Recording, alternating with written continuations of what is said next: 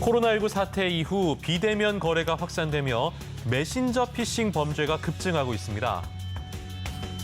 메신저 피싱은 가족이나 친구를 사칭해서 메시지 혹은 SNS를 통해 금전을 요구하는 사기 수법입니다. 교통사고가 발생했다든가 결제가 되지 않아 급전이 필요하다든가 친구 대신에 급하게 결제할 일이 있다. 이런 등의 사유로 부모님, 특히 부모님이나 직장 동료들에게 금전을 요구하는 경우가 많습니다. 빨리 해야 된다고 급하게 막 이렇게 돌아가는 상황으로 만들어내기도 했고 중간에 인증 절차가 오잖아요. 엄마가 사겠다고 했으니까 그냥 인증 다 해드렸죠. 방송통신위원회에 따르면 올해 1월부터 4월까지 메신저 피싱의 피해 규모는 128억 원. 2018년과 비교하면 2년 새 3배 이상 증가했습니다. 최근에는 토스, 카카오페이 등 간편 결제 서비스 이용자가 늘면서 이를 악용한 보이스피싱과 부정결제 사건도 급증하고 있습니다.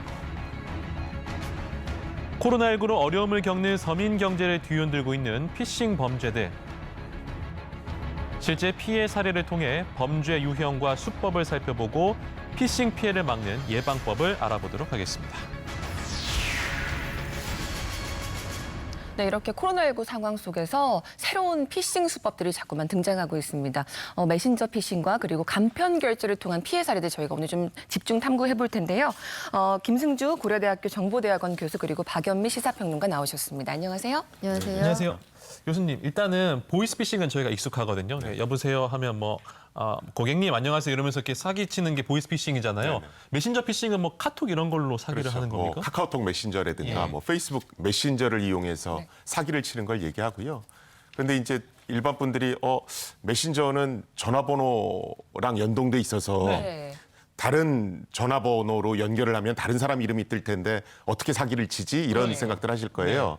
그래서 보통 이 메신저 사기범들은 지금 휴대폰이 고장났다. 그래서 내가 지금 PC로 접속을 하는 거니까 이거 나 맞다. 이러면서 이제 사진을 그 사람 사진 도용해서 올려놓고 이러면서 네. 사기를 칩니다. 일종의 그러면은 해킹을 해서 그런 정보를 따왔다고 볼 수 있는 요새 거예요? 이제 개인 정보들이 워낙 많이들 인터넷에 노출돼 있으니까요. 네. 사실은 사진이나 이름 정보를 얻는 것은 굉장히 쉽습니다. 그렇군요. 좀 그럴싸하게 이야기를 한다. 연기력이 대단하다는 생각도 드는데 이게 좀 헷갈리는 부분이 스미싱도 있잖아요. 네네. 이게 피싱과 스미싱은 좀 다른 종류인 건가요? 그러니까 스미싱은, 그러니까 메신저 피싱은 카카오톡 같은 메신저를 이용한 사기를 얘기하는 거고요. 네. 스미싱은 SMS 문자 메시지 있지 않습니까? 그걸 이용한 사기입니다. 예를 들어 이거 돌잔치 초대장입니다. 이러고 네. 문자를 보낸다든가 아니면 요새 같은 경우는 저 코로나 확진자 동선 정보입니다. 동선 이렇게 이제 정보. SMS 문자를 보내면서 인터넷 주소를 첨부해서 보내는 겁니다. 그래서 그 인터넷 주소를 클릭을 하면 네. 해킹 프로그램이 스마트폰에 설치되고 예. 그 다음부터는 이제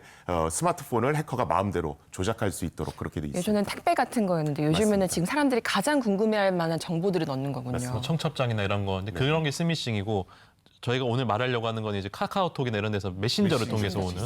알겠습니다. 평론가님, 요즘에 메신저 피싱 사례가 급증하고 있다면서요? 네, 요새 언택트 사회라고 하는데 이 범죄도 대표적으로 언택트 범죄입니다. 언택트 사회라고 범죄까지 늘어날 필요는 없을 텐데 네. 앞서 VCR 보여드린 것처럼 2018년에 1, 2, 3, 4월 피해액이 37억 원, 1,000건이 약간 넘는 수준이었는데요. 네. 지난해에는 84억 원, 2,416건으로 늘었고요. 네. 올해 1, 2, 3, 4월에는 128억 원. 왜 이렇게 많이 늘었어요? 100억 원을 넘어서죠. 네. 3,273건. 그 숫자가 늘어나는 걸 보시면 굉장히 네. 가파른 속도로 늘어나고 있다는 걸 알 수 있습니다. 정말 최근에 128억 피해가 원. 상당할 것 네. 같은데 구체적으로 사례를 좀 짚어볼까요? 네, 우리 마스크 대란 겪은 지 사실 얼마 안 됐잖아요. 네. 그때 만약에 언니가 혹은 오빠가 내가 법인으로 사면 이거 200만 원 줘야 되는 그 여러 가지 마스크나 손소독제 90만 원이면 살 수 있다는데 내가 지금 돈이 없어. 네. 갑자기 연락이 와서 돈을 보내면 우리 가족 나누면 좋잖아. 이렇게 연락 오면 보내겠죠. 당연히 보내죠. 그렇죠. 내가 아는 사람 이름이 뜬다면 메신저에. 그렇죠. 그리고 우리 마스크 사려고 막 몇 시간씩 서 있을 때 이런 문자 받았으면 바로 입금하죠. 몰래 보낼 것 같아요. 다른 사람 알면 안 되면서. 그렇죠. 남몰래. 그런데 이런 사례가 실질적으로 있었는데요. 있었군요. 거짓말이었습니다. 언니를 사칭한 메신저 범죄였어요. 예. 너무 물론 교묘하네요. 이게 90만 원, 100만 원이지만 서민들에게 얼마나 큰 돈이에요. 엄청 큰 돈이죠. 네. 예. 또 다른 사례 뭐가 있습니까? 네. 그리고 그 김성주 교수님께 이외에도 들어볼까요? 교수님께서 실제로 네. 대학가 주변에서도 그런 사고가 많이 있고요. 네. 그러니까 보통 대학생들은 하숙 자취를 하는 친구들이 많은데 네. 그러다 보니까 이제 부모님들하고 떨어져 있지 않습니까? 그러면 갑자기 이 아들 또는 딸이 나 지금 휴대폰이 갑자기 고장나서 공인인증서도 안 되고 카카오톡 메신저도 안 돼. 그런데 네. 내가 지금 PC로 접속해서 얘기하는 거니까 네. 어떤 계좌로 나 기급하게 돈 좀 보내줘. 나 이거 등록금 내야 되니까 뭐 해줘. 이런 식의 이제 사기들이 많이 벌어지고 제 주변에 있습니다. 그거 당한 사람 있는 것 같아요. 그러니까 정말. 부모님들한테 네. 그 걱정되니까 부모님은 그러니까요. 당장 돈을 보낼 수밖에 없겠네요. 그러면 교수님 이게 이제 카카오톡이나 이런 곳으로 이런 피싱이 왔을 때 어떻게 우리가 대처를 해야 됩니까? 이게 사실은 뭐 사진도 그 사람 사진을 도용해서 올려놓고 네. 또 그 사람에 대한 개인정보도 많이 알고 있기 때문에 그냥 문자 메시지만 갖고는 마치 그 사람인 것 같습니다. 예. 그래서 사실 어렵지만 돈을 요구하면 반드시 상대방하고 전화 통화를 직접 해봐라. 전화를 해야죠. 이렇게 이제 얘기를 네. 하고 있습니다. 아 근데 뭐 나 PC 고장 나서 통화도 안 돼 전화가 이럴 안 수도 돼, 있. 이런 식으로 하더라고요. 휴대폰으로는 안 되지만 네. 예를 들어서 그럼 내 전화로 주변에 친구들 거 공중 빌리든 해서 전화라도. 나한테 전화해라. 그러면 목소리 확인을 할 수 있지 않습니까? 그러네. 그러면 되네. 네, 평론가님도 좀. 그리고 실질적으로 휴대폰이 고장나는 일이 별로 없어요. 잘 생각해 보시면 거의 휴대폰 사고 없어요. 몇 년 동안 전화가 고장나서 통화가 안 된다 이러죠. 통화 안 되는 경우 아무리 딱 깨져도, 아니에요. 아무리 통화 안 되는 깨져도. 경우 하나 있어. 잃어버리면 통화. 안 돼. 그렇죠. 잃어버리면 안 돼요. 잃어버리거나 안 잃어버리거나. 가져왔다면 네. 말이 되지만 고장나서 통화 안 되는 경우는 거의, 거의 없고요. 없죠. 네. 금융위원회가 예방을 위한 10개명을 안내를 했습니다. 네. 뭐 대체적으로 보면 공공기관을 사칭한다. 대부분의 경우에는 네. 피싱의 가능성이 높고요. 아하. 지인들의 급한 사정 예. 이런 것들도 대부분 거짓말이에요. 네. 그리고 좋은 물건 소개한다. 대출 상품 같은 것들 있죠. 아. 근데 이 대출 구조가 이상해요. 고금리 상품으로 대출을 받으면 더 싼 금리로 갈아탈 수 있게 해줄게. 보통은 그 반대거든요. 저금리로 하다가 네. 하다 안 되면 고금리로 그렇죠. 가는 거지. 예. 그래서 이거 좀 이상하다 싶은 것들은 한 번쯤 의심해 보셔야 되고요. 네. 보이스피싱을 당한 것 같다. 그러면 관련 기관에 즉시 신고를 하셔야 됩니다. 네, 알겠습니다. 알겠습니다. 뭐 일단은 좀 의심을 많이 해야 될 것 같다 이런 네. 생각이 드는데요. 교수님, 이 코로나19로 인해서 시작된 비대면 시대의 특징이 좀 전자상거래가 많이 활발해졌다는 거잖아요. 네. 이게 보면 토스 있고 페이팔, 카카오페이, 페이, 네이버페이. 이런 예. 것들이 있는데 간편 결제 서비스가 늘어나면서 관련한 피해들도 지금 증가하고 있다고요? 네. 아무래도 간편 결제는 뭐 간편한 결제입니다. 뭐 아이디 비밀번호만 네. 가지고도 결제할 수 있는 걸 얘기하죠. 많은 분들이 우리나라 그 공인인증서를 이용한 결제 시스템에 대해서 불만이 많으실 겁니다. 네. 뭐 공인인증서도 쓰라고 그러고 일회용 비밀번호도 쓰라고 그러고 뭐 자꾸 설치하라고 그러고 그래서 굉장히 귀찮아하시는데 네. 사실은 그만큼 귀찮은 대신 사고율은 굉장히 낮습니다. 그러니까 2014년 기준으로 우리나라 공인인증서를 이용한 신용카드 결제 시스템의 부정 결제 비율이 0.0002%입니다. 거의 뭐 불가능에 가까운 그렇죠. 거군요. 그런데 반면 예. 이제 해외에서 유명한 간편 결제 있지 않습니까? 네. P로 시작하는 뭐 그런 예, 것. 예. 그런 것들은 보통 사고율이 0.3% 정도 됩니다. 높네요. 우리나라보다 이제 1,500배 정도 높은 아, 거죠. 예. 수치로 1,500배가 되는군요. 그렇군요. 그러면은 평론가님 네. 이제 간편 결제를 통한 피해 사례 한번 알아볼까요? 어떤 것들이 있습니까? 네, 토스라고 해서 우리가 n분의 1 할 때 많이 썼던 네. 간편 결제 서비스 이런 것들이 있거든요. 최근에는 고객 8명의 명의로 내가 동의하지 않았는데 명의를 도용해서 거의 1,000만 원 가까이가 결제가 된 일이 있었어요. 네. 어떤 방식으로 정보가 빠져나갔는지 모르겠지만 일단 해킹은 아니다. 이게 업체 설명인데 네. 관련해서 보안 사고가 있었고요. 네. 개인이 당했던 일들도 KBS 보도를 통해서 보도됐던 내용들인데 네. 간편결제 앱을 사용을 했더니 나도 모르는 사이에 소액이 계속해서 빠져나갔더라. 네. 누군가에게 송금이 됐다 해서 이분이 금융사하고 경찰에 신고를 했는데 네. 이 의견이 받아들여지지가 않았습니다. 그랬군요. 조금 의아한데 사실 사기를 당해서 네. 경찰이나 금융사에 연락을 하면 좀 적극적으로 사실은 도와줬으면 하는 바람 누구나 갖고 있잖아요. 네. 근데 왜 이렇게 좀 소극적이고 회피하거나 왜 그렇게 반응을 하는 건가요? 일단 간편 결제를 예. 통한 이 피싱 사례는 아직까지 상당히 널리 알려져 있는 건 아니기 때문에 네. 보이스피싱이나 메신저 피싱은 캡처도 할 수 있고 전화를 받았다는 기록이 있잖아요. 네. 그런데 내 전화인데 내가 결제하지 않거나 내가 돈 안 보냈는데 그냥 보내줬어요. 이걸 입증하기 어려운 거예요. 그리고 또 한 가지는 금융사가 아니 당신이 쓰거나 당신이 보냈는데 혹시 네. 거짓말하는 거 아니에요? 이렇게 의심하는 사례도 있고요. 금융사 입장에서는 고객 말만 믿고 내가 다 물어줄 수는 없다. 또 이런 입장도 있는 거죠. 아, 그 애매한 거군요. 이게 지금 네. 이게 사람과 사람 간의 송금이기 때문에 이게 이제 내가 보내지 않았다는 걸 본인이 입증을 해야 된다는 그러니까요. 말씀이신 거군요. 네. 알겠습니다. 근데 사실은 교수님 이게 어쨌든 그거를 본인이 만약에 입증을 하면 피해를 당한 사람이 분명히 있는 거고요. 그럼 당연히 보상도 있어야 되잖아요.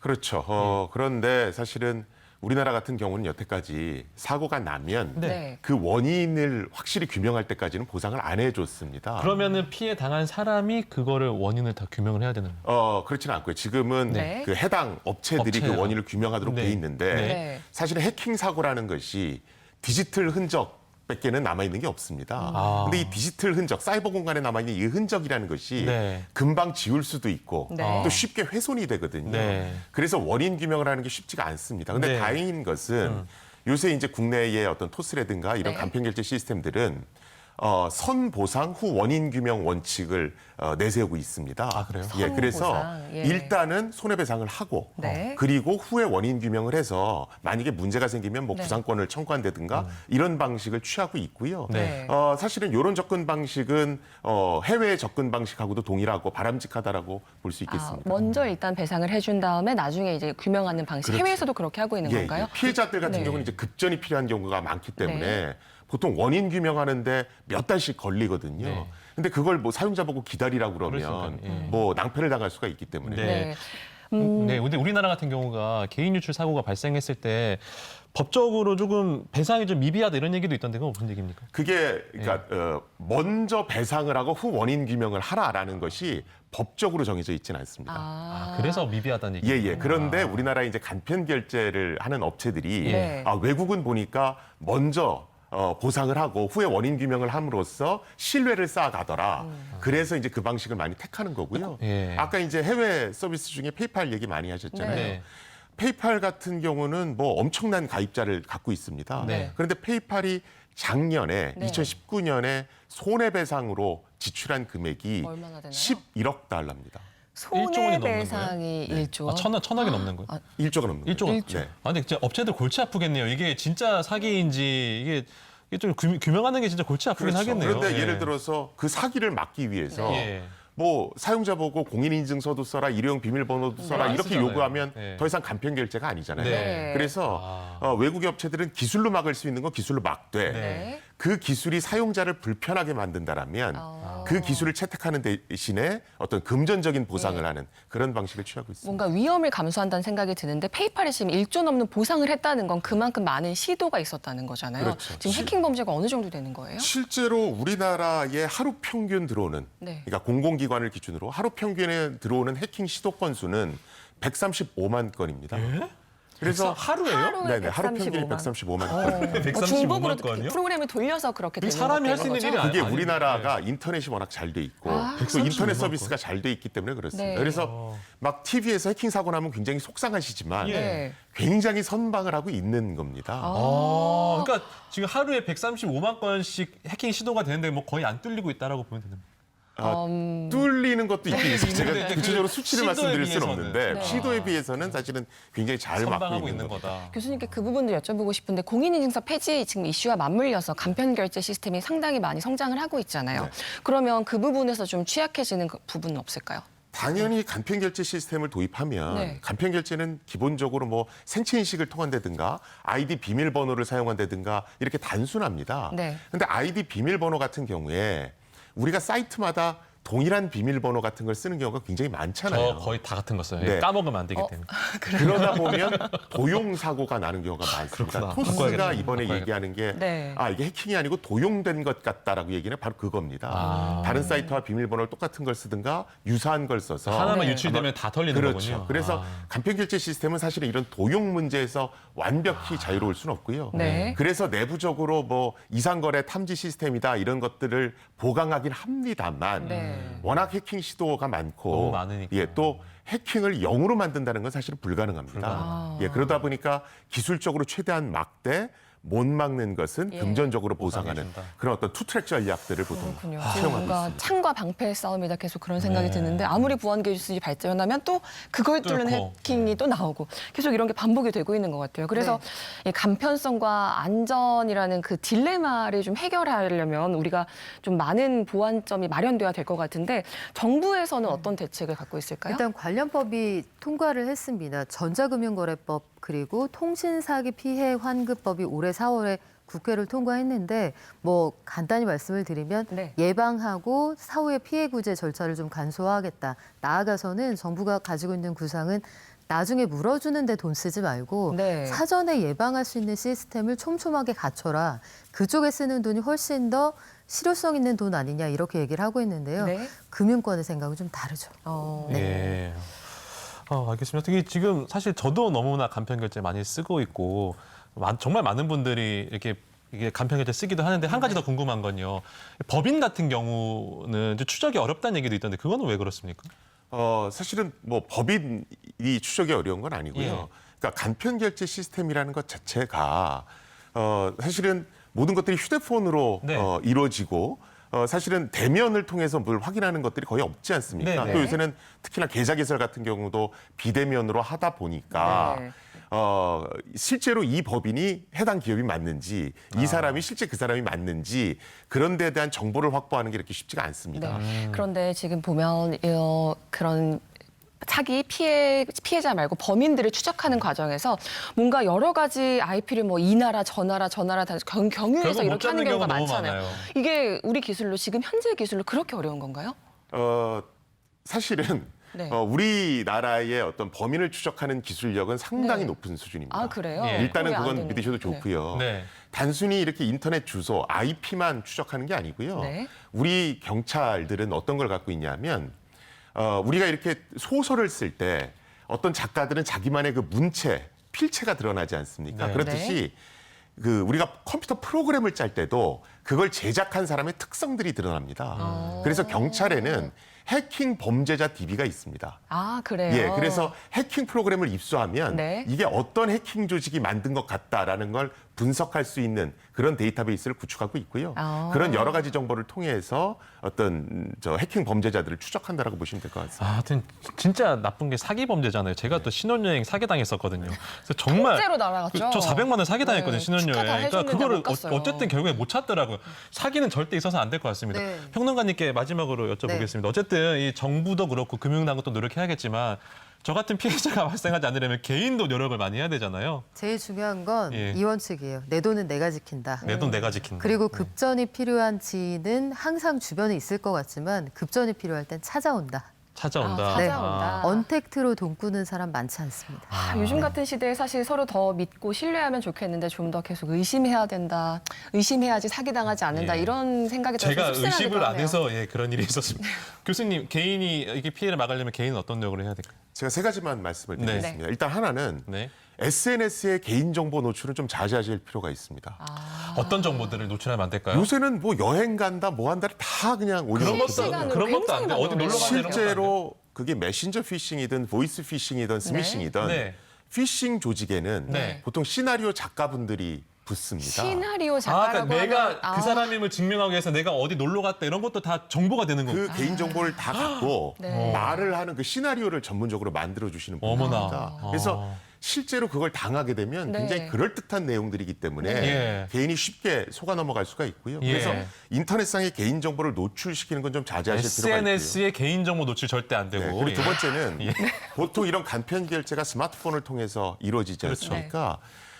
보통 이제 스마트폰 쓰시다 보면 뭐 업데이트 하세요 이런 공지가 뜰 겁니다. 이게 종종 뜹니다. 그런 공지가 뜨면 즉각적으로 업데이트 하실 필요가 있습니다. 업데이트를 바로바로 해줘야 되는 네네. 거군요. 왜 그러냐면 스마트폰 업데이트 공지가 뜨면 네. 그 공지를 우리만 보는 것이 아니고 네. 해커도 똑같은 공지를 봅니다. 그럼 해커가 그걸 분석해서 스마트폰에 어디 문제가 있구나라고 판단해서 바로 해킹 프로그램을 만들어서 공격에 들어갑니다. 그렇군요. 어머, 이게 하루 이틀 안에 이루어지거든요. 네. 몇 달씩 보통은 이렇게 묵혀놨다가 한꺼번에 그렇죠. 업데이트하는 그건 경우도 굉장히 많거든요. 위험한 행동입니다. 네. 그래서 스마트폰 업데이트 철저히 하시고요. 네. 마지막으로 제가 특히나 이제 방송에 자주 나오시는 공인분들한테 특히 예. 더 이건 강조하는데 네. 요새 이제 페이스북이든 뭐 카카오톡이든 이중 인증 서비스를 제공합니다. 있어요. 즉 네. 아이디 비번으로 로그인하는 것 외에 네. 스마트폰 같은 걸 통해서 문자 메시지를 통해서 이중 인증을 하는 겁니다. 그 이중 인증 기능을 반드시 켜놓으실 필요가 있습니다. 이중 인증까지. 알겠습니다. 네. 개인들의 이 사기 피해를 막기 위한 여러 가지 정보 전해드렸고요. 아까 저희가 앞서서 좀 네. 살짝 방송에 네, 좀 문제가 화면이 있었는데요. 고르지 못했습니다. 그 부분은 저희가 정중히 사과드리겠습니다. 네. 오늘 두 분 말씀 여기까지 듣겠습니다. 고맙습니다. 고맙습니다.